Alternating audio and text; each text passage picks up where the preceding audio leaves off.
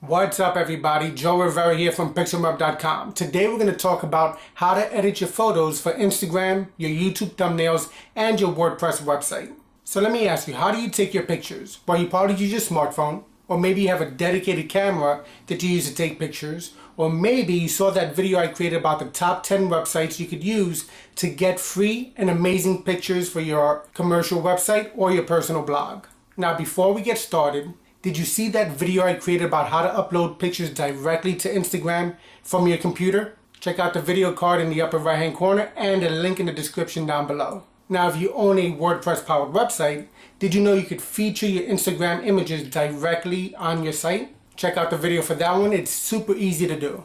Now the thing about taking pictures with a smartphone or a DSLR or a dedicated point and shoot camera or even a stock photo is that the image quality is going to be huge, and that's a good thing. You want the resolution of your images to be on point, but that also means the dimensions of that image is often not going to be the right dimensions for the platform you're going to use it on.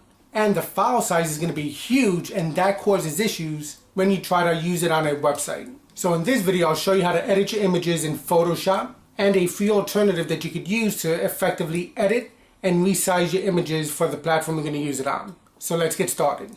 Alright, the first thing we have to think about is the dimensions that we want to use for our images.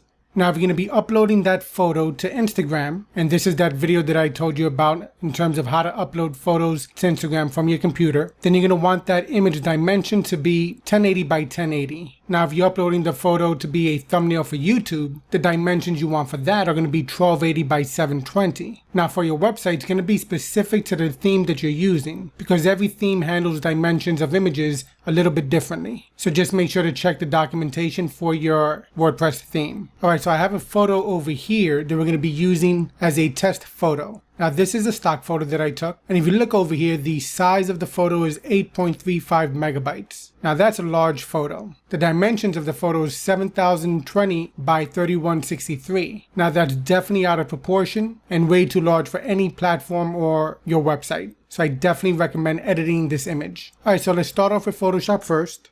So what I'll do here is I'll just drag the photo into Photoshop. Alright, so let's say you want this to be for Instagram. Well, the way to do that is the first thing I recommend is going over here to the crop tool, going here, and you can use the square dimensions right there. Then you could drag the image to wherever you want it to be focused on. So let's say we're going to choose that right there. Press enter, you're done. Now you have a square photo for Instagram. Then go to image size. I'm going to change this to pixels for now. You see it's still 3163 by 3163. So let's change that to 1080 by 1080.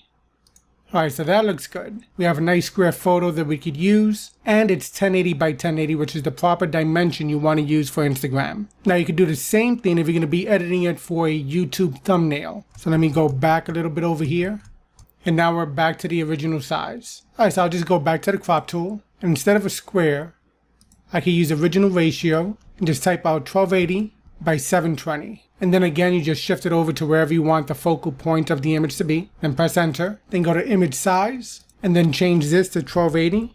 And it'll automatically be by 720 as long as you have this toggled on.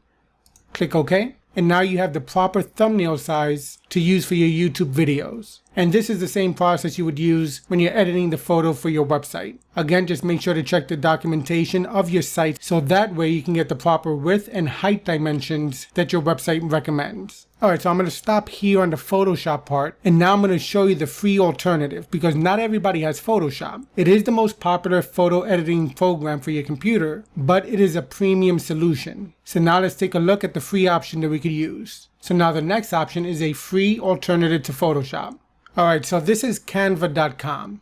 Now this is a free tool that you could use to edit your images. You can change the dimension of an image, and it has a lot of presets that you could use. You would just sign up for an account and you'd be good to go. Now if you just want to resize an image, you can go over here to Photo Editor, and this is where you can just drag and drop a photo. So I'll just take that same photo.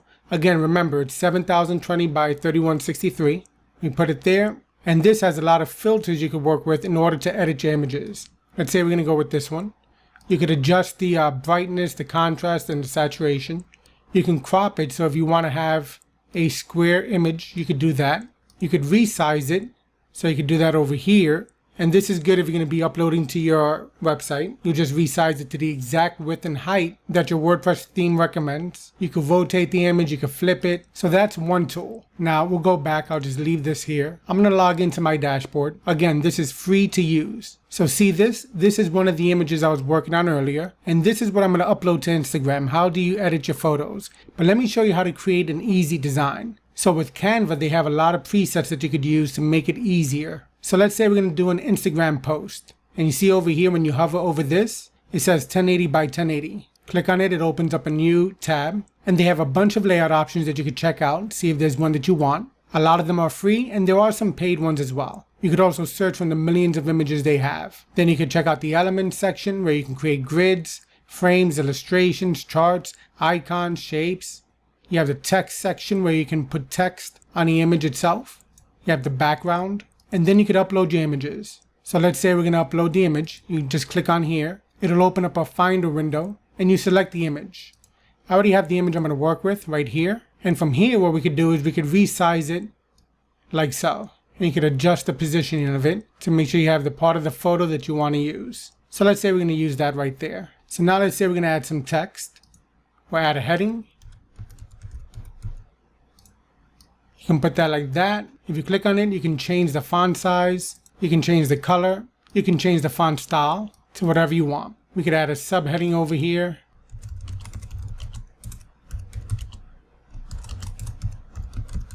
And what's good about Canva is that they give you that grid. You see that whenever you hover and move the element you're working with into a specific section, you'll get the crossbars. And that's good to make sure your element is properly centered. So now let's look at the elements, look at the icons. It'll load them up. And you see you have a bunch of different icons you could work with. So let's say we're going to use this one. And if you want to change the color, right there. Take a look at other elements. Say we're going to look at the shapes. You have a bunch of shapes you could work with. If you want to use a line element, you could do that. They have a bunch of different options. Alright, so that's how you edit it for Instagram. Once you're done with it, just make sure it says all changes saved. Now once all changes are saved, you can X out of it. And then it'll start generating a preview for you. Now what about for YouTube? Alright, so we could use custom dimensions. You can say we want it to be 1280 by 720. Let's start designing. Again, let's go back over here to uploads. Take that same photo and let's resize this for here. And you see we have our 1280 pixels by 720 pixels. That's the thumbnail size you want to use for YouTube. Alright, so again, we could add text easily. You could use one of the presets. So if you don't want to use this one, you could just delete it and you can use a different preset and just double click in the element and you highlight the section you're going to change.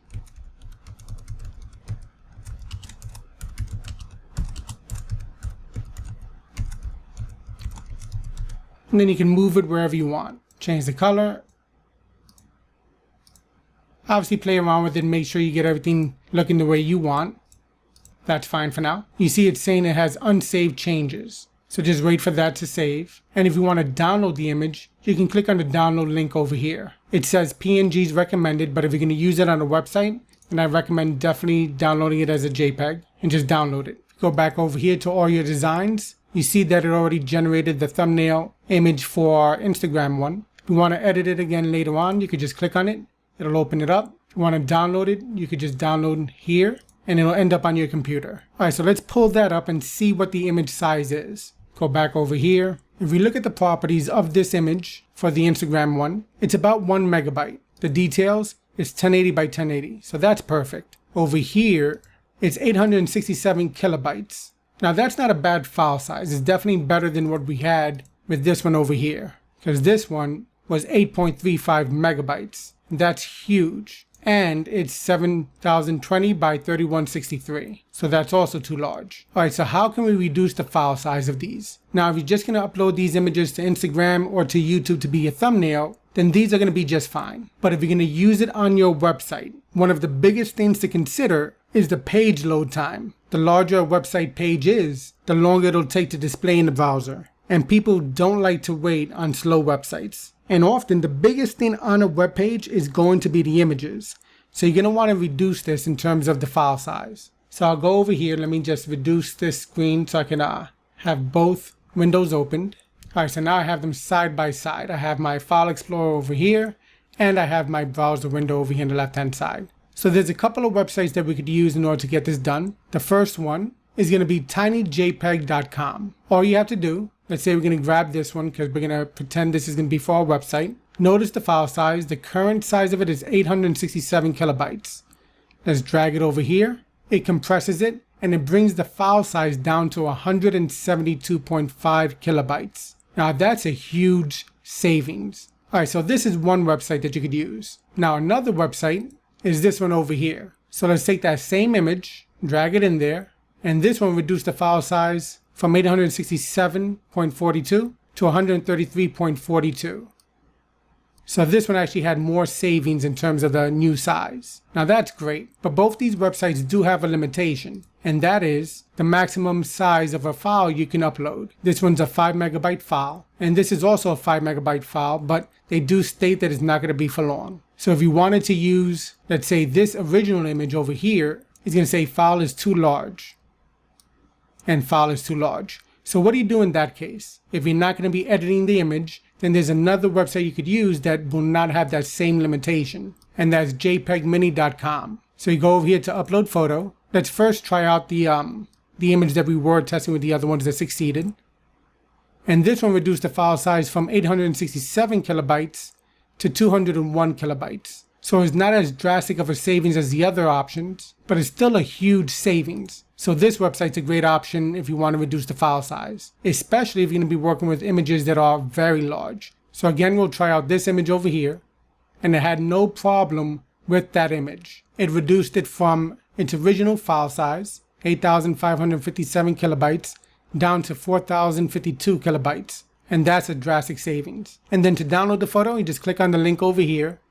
So for this one, let me just refresh the page, and then we'll just add that original photo again. And then you can just download the image right here. And the same thing over here. The image you're going to download, you just click the link right there, and you'll be good to go. That's how you edit your photos with Photoshop or Canva, which is the free alternative, and also how you reduce the file size. And this is important for when you want to make sure your website performs well online. Now, pictures are very important because they will tell a story. Whether it's on your social media profile or if it's going to be on your website, you want to make sure that picture looks good. So you're going to want to edit that photo, and Photoshop is a great photo editing tool, and Canva is a great free alternative to that. And that's how you edit your photos for Instagram, your YouTube thumbnails, and for your website. Alright, so hopefully you found this video helpful. If you did, give it a thumbs up. Don't forget to subscribe. And if you need a website, visit pixelweb.com. Thanks for watching, and I will see you next time. Take care.